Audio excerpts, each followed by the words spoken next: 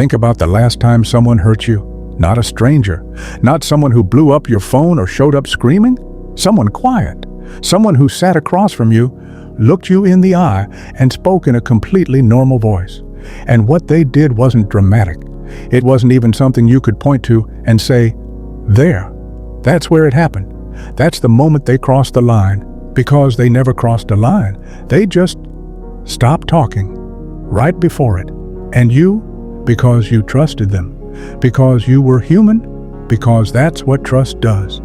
You filled in everything they left out with the best possible version of the truth.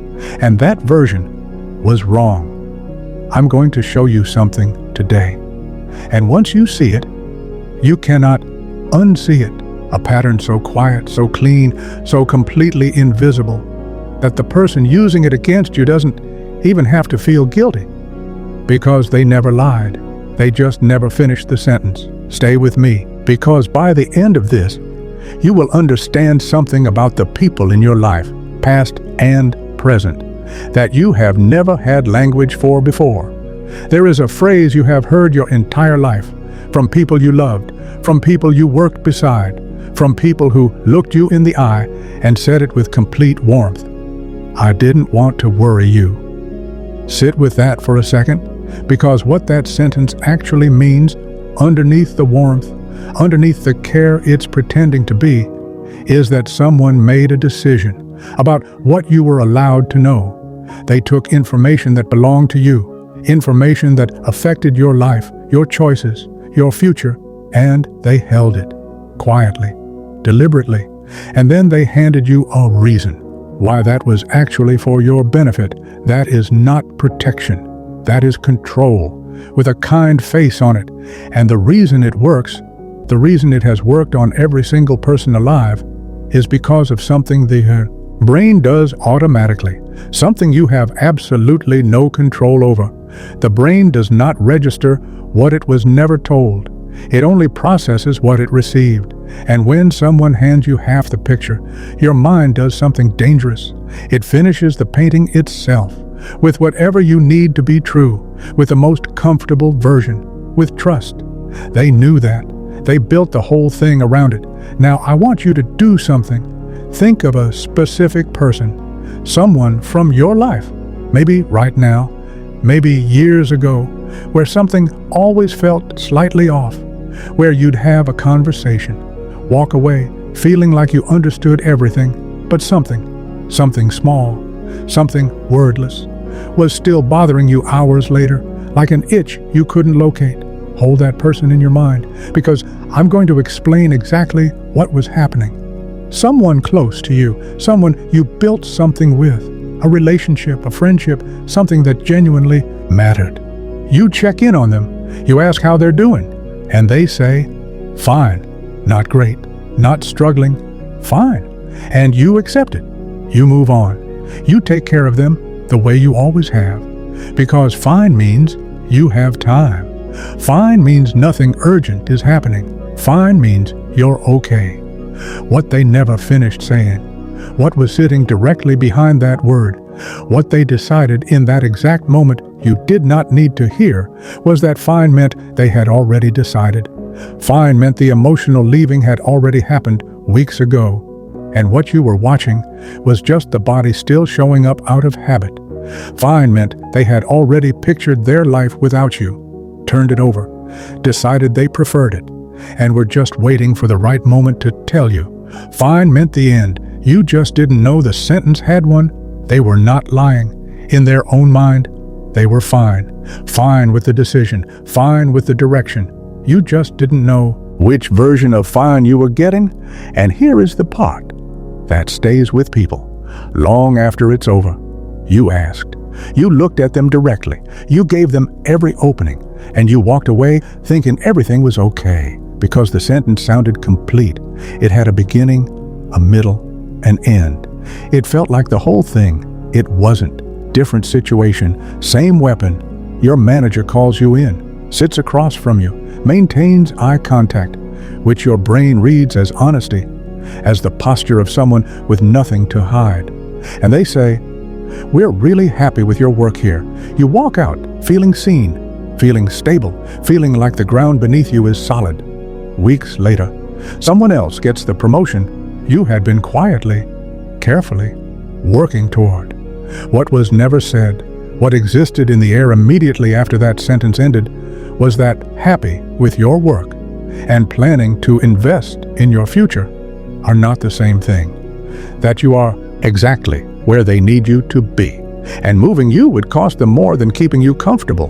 That you are valued the way a tool is valued, useful, reliable, and absolutely not something you give a bigger role. Every word they said was true. Happy with your work. True. A complete manipulation. Wearing the costume of a compliment. Now the last one. The one I want you to really stay with. Someone who told you they loved you, and they did. That part was real. I'm not taking that from you, but love is not a single sentence. Love is everything that follows it. And what they never finished saying was what was slowly going quiet on the inside. What they needed from you that they never once told you they needed.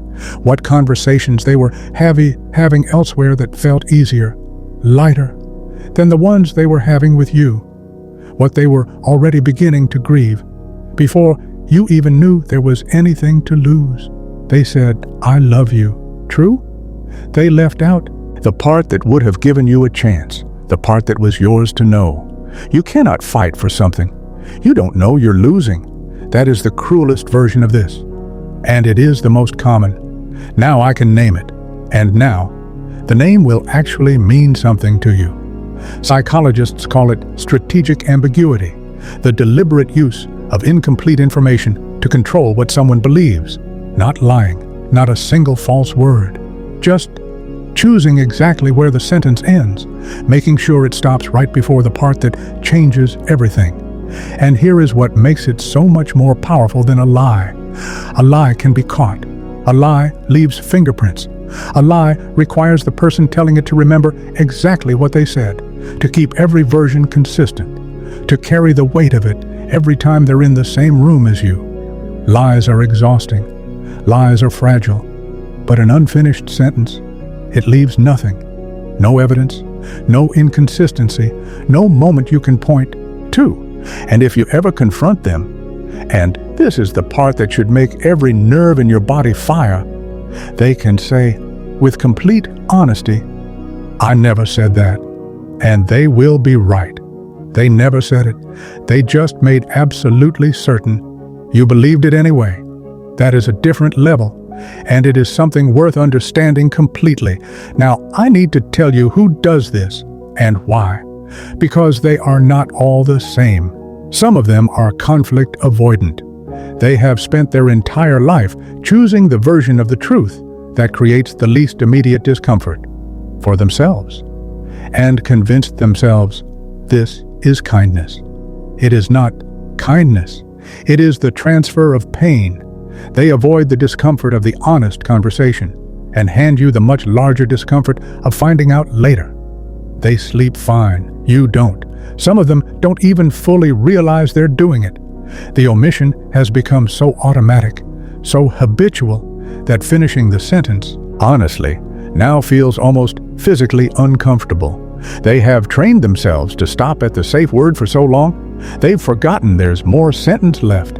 And then there are the ones who are completely deliberate, who understand exactly what they're doing, who have been doing it their entire adult life, because it works, every time, on every person, because it requires no maintenance, leaves no evidence, and gives them something no lie ever could: total deniability, wrapped in total control.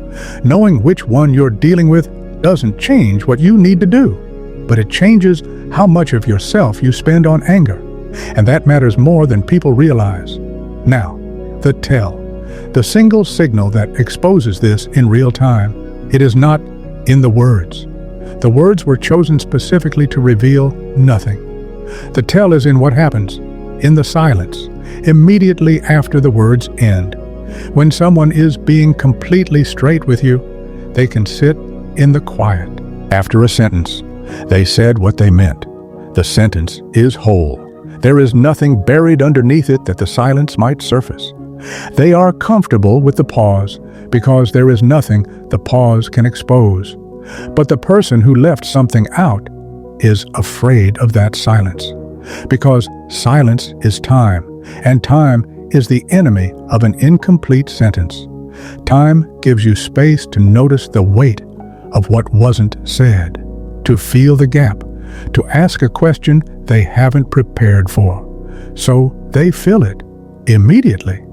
More words, another sentence before you've finished processing the first one. Forward momentum, because momentum is what carries you past the gap without falling into it. They keep talking. Watch that, not what they're saying. Watch that they cannot stop. Watch the speed of what comes after the sentence. That is where the truth is hiding.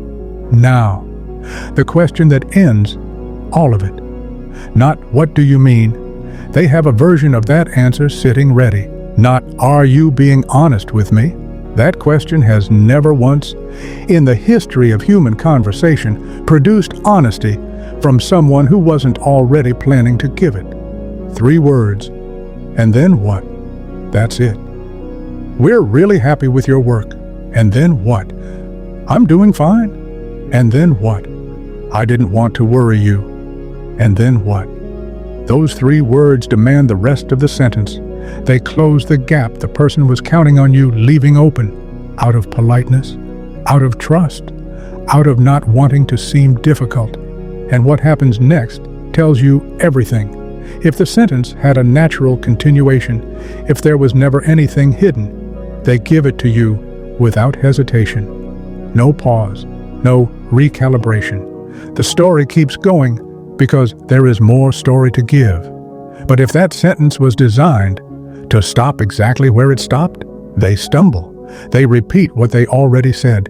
They question why you're asking before they answer you. And that deflection, that sudden need to understand the question before engaging with it, that is the rest of the sentence. Right there, in the stumble. The gap they were hiding shows up in exactly the place they try hardest to cover it. One last thing, the hardest thing in this entire video. Understanding this is not just about other people. Every single one of us has done this. Every one of us has stood in front of someone who trusted us and let the sentence end 1 word before the difficult part, because finishing it honestly was too heavy, because we told ourselves we were protecting them when what we were really protecting was ourselves from the weight of their reaction. We have all been on both sides of this, and the reason that matters, the reason I'm saying it now instead of leaving you feeling armed and righteous, is because the moment you can see this pattern clearly in yourself, you become someone it cannot be used on, not because you grow suspicious of everyone, but because you understand from the inside what an incomplete sentence feels like to hold, what it costs the person carrying it, and what it costs the person who never gets to hear the rest.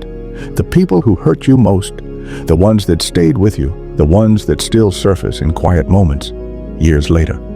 Almost none of them lied to you. They were just very, very careful about where they stopped talking. And now you know what to listen for before you go.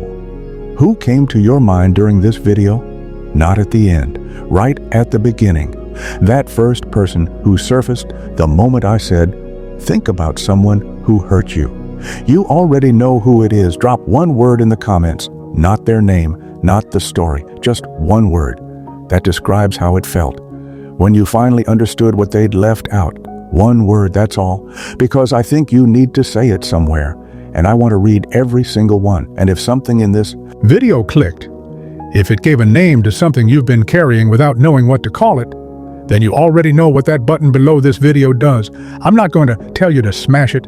I'm not going to count down from 5. You're not a child, and this isn't a transaction. But if you want to be in the room, the next time I put something like this together, that button is how you get there. 1 tap. That's the whole ask. This took everything I had to write. I hope it gave something back.